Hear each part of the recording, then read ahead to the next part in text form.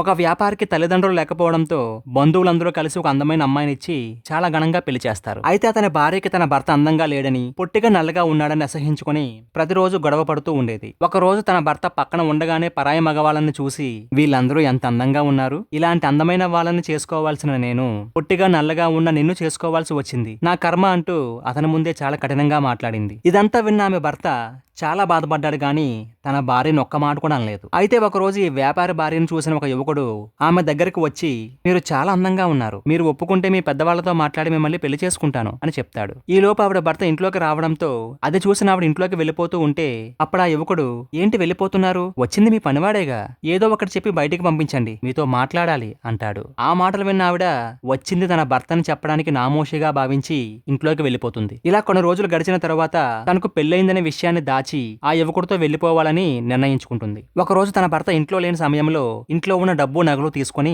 ఆ యువకుడితో వెళ్లిపోతుంది. ఈ క్రమంలో వారు ఒక నది దాటాల్సి వస్తే ముందుగా యువకుడు వ్యాపారి భార్య దగ్గర ఉన్న డబ్బు నగలు తీసుకుని, నేను ముందు ఈ డబ్బు నగలను తీసుకుని అవతల ఒడ్డుకి వెళ్తాను, వాటిని సురక్షితంగా ఒక దగ్గర పెడతాను, లేదంటే నీరు తగిలి పాడైపోతాయి అని చెప్పి వ్యాపారి భార్య ఒంటి మీద ఉన్న నగలు కూడా తీసుకుని అవతల ఒడ్డుకి వెళ్తాడు. ఆ యువకుడు అవతల ఒడ్డుకి చేరిన తర్వాత వెనక్కి తిరిగి చూడకుండా వెళ్ళిపోతూ ఉంటే అది చూసిన వ్యాపారి భార్య ఆ యువకుని పిలిచి, ఎందుకు నన్ను వదిలి వెళ్ళిపోతున్నావు, నన్ను కూడా తీసుకువెళ్ళు అని గట్టిగా అరుస్తుంది. ఆ మాటలు విన్న యువకుడు, నీకు పెళ్లైందనే విషయాన్ని దాచావు, నీ భర్తను పనివాడిగా నాకు పరిచయం చేశావు, నిన్ను ఎంతగానో ప్రేమించిన నీ భర్తనే కాదనుకుని అతన్ని మోసం చేసి అతని ఆస్తిపాస్తులు దొంగతనంగా తీసుకువచ్చిన నువ్వు రేపు నాకంటే అందమైన వాడు దొరికితే నన్ను వదిలి వెళ్ళిపోవనే నమ్మకం ఏంటి అని చెప్పి అక్కడి నుంచి వెళ్ళిపోతాడు. ఆ యువకుడు చెప్పిన మాటలు వినగానే ఎన్నాళ్ళు తనని ఎంతో ప్రేమగా చూసుకున్న తన భర్త తన కళ్ళ ముందు మెదులుతాడు. తనని ఎంతో ప్రేమించి తన తల్లి స్థానాన్ని ఇచ్చి గౌరవించిన తన భర్తని మోసం చేసినందుకు బాధపడి ఇక తిరిగి ఇంటికి వెళ్లడం ఇష్టం లేక అక్కడే కూర్చొని ఏడుస్తూ తను చేసిన తప్పుకు కుమిలిపోతూ ఉంటే వెనక నుంచి ఆమె భుజం మీద